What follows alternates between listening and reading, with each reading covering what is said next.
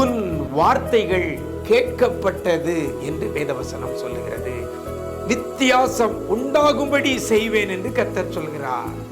நான் உன்னை வெறுத்து விடவில்லை என்று கர்த்தர் சொல்லுகிறார். இன்றைக்கு கர்த்தர் நமக்கு தருகிற ஒரு வார்த்தை வார்த்தை வார்த்தை இந்த யுத்தம் உங்களுடையதல்ல, தேவனுடையது. தேவனுடையது.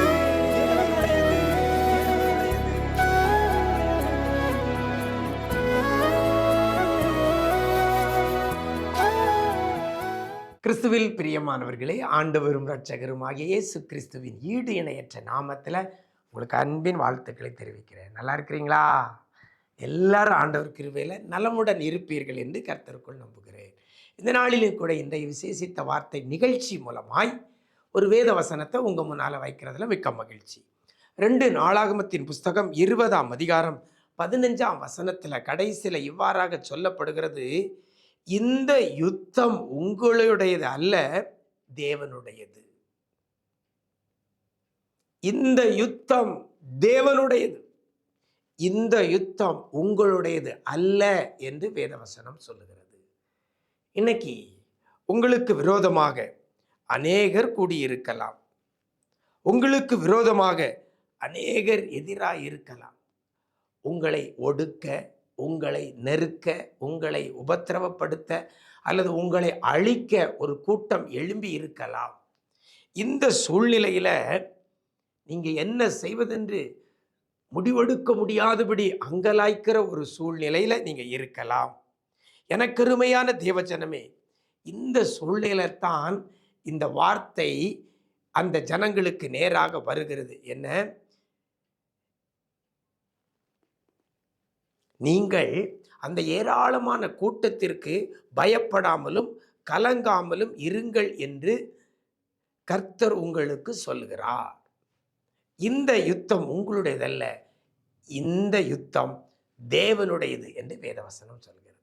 எனக்கு அருமையான தேவஜனமே, பெருங்கூட்டம் பெருகி இருக்கிற வேளையில் அந்த பெருங்கூட்டத்தோடு யுத்தம் பண்ணுகிறது உங்களுடைய வேலை அல்ல. இந்த யுத்தம் கர்த்தருடையது என்று வேதவசனம் சொல்கிறது. தேவனுடையது இந்த யுத்தம்.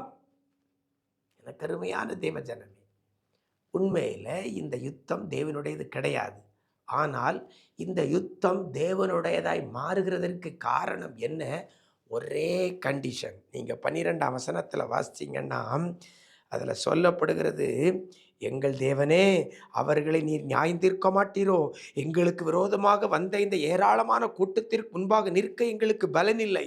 நாங்கள் செய்ய வேண்டியது என்னதென்று எங்களுக்கு தெரியவில்லை. ஆகையால் எங்கள் கண்கள் உம்மையே நோக்கி கொண்டிருக்கிறது. எனக்கு அருமையான தேவஜனமே, யாருடைய கண்கள் கர்த்தரையே நோக்கி கொண்டிருக்கிறதோ அவர்களுக்கு வருகிற யுத்தங்கள் அவர்களுடையதாய் அல்ல, அது தேவனுடையதாய் மாறுகிறது. புரியுதா? உங்களுக்கு விரோதமாய் ஒரு கூட்டம் வந்து நிற்கிறது, நீங்க அந்த கூட்டத்தையே பார்க்காதபடி உங்க கண்கள் கர்த்தரையே நோக்குமையானால் இந்த யுத்தம் உங்களுடையதல்ல, இது தேவனுடையது. இன்னைக்கு நாம எதிரியை பார்த்துக்கிட்டே இருக்கிறோம். ஐயோ, அவங்க அப்படி வந்துட்டாங்க, இப்படி வந்துட்டாங்க, அப்படி சொல்லிட்டாங்க, இப்படி சொல்லிட்டாங்க, இப்படி வராங்களே, இப்படி வராங்க, அவங்கள பார்த்துக்கிட்டு இருக்கிறோம். அவங்கள பார்த்துக்கிட்டு இருந்தா இந்த யுத்தம் உங்களுடையது, என்னுடையது. இந்த சூழ்நிலையில அந்த வார்த்தையில அழகா சொல்லப்படுகிறது, அழகா சொல்லப்படுகிறது. யோசபாத் அவங்க சொல்ற ஒரு காரியம், எங்கள் கண்கள் உண்மையே நோக்கி கொண்டிருக்கிறது. இன்னைக்கு பிரச்சனையை பார்க்காம, எதிராய் நிற்கிறவர்களை பார்க்காமல் உங்களுடைய கண்கள் கர்த்தரையே நோக்கி கொண்டிருக்குமேயானால், யோசபாத்தை போல உங்களுடைய கண்கள் கர்த்தரையே நோக்கி கொண்டிருக்குமேயானால் இந்த யுத்தம் உங்களுடையதல்ல. நீங்க எதிரியை பார்த்துக்கிட்டு இருந்தா யுத்தம் உங்களுடையது. நீங்க தான் யுத்தம் பண்ணணும், நீங்க தான் ஃபைட் பண்ணணும். ஆனா நீங்க எதிரியை பார்க்காம, உங்களுக்கு திரளா எழும்பி இருக்கிற அந்த கூட்டத்தை பார்க்காமல் கர்த்தரையே பார்ப்பீர்களே ஆனால், உங்களுடைய கண்கள் கர்த்தரையே நோக்கி கொண்டிருக்குமே ஆனால் இந்த யுத்தம் உங்களுடையதல்ல, இந்த யுத்தம் தேவனுடையது. தேவனோட ஒரு மனுஷன் யுத்தம் பண்ணி ஜெயிக்கவே முடியாது.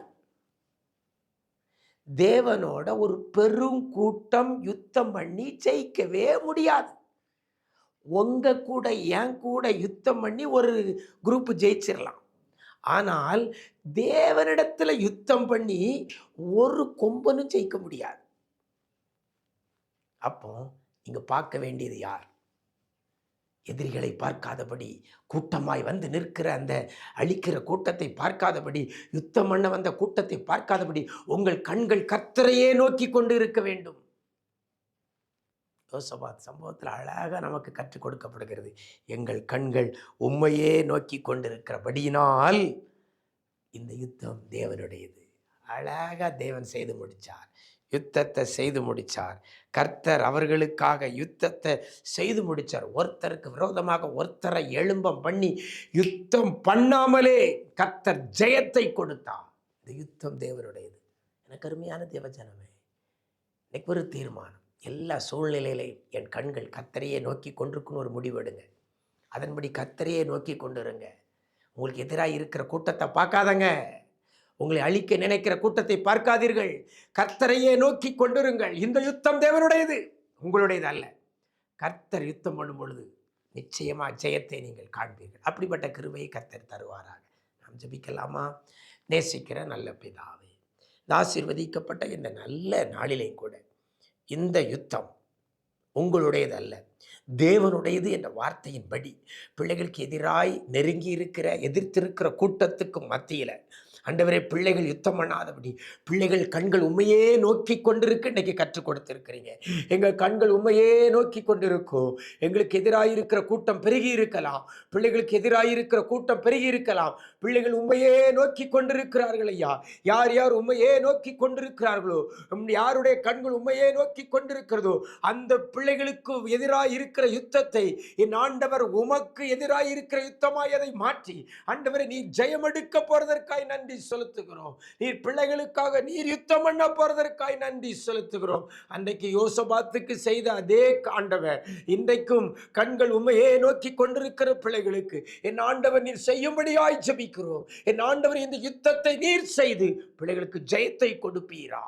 கிருபைகள் பெருகட்டும் ஐயா. எல்லா யுத்தத்திலையும் எதிராயிருக்கிற கூட்டத்தை சிதறொண்டு போக பண்ணுகிறதற்காக நன்றி செலுத்துகிறோம்.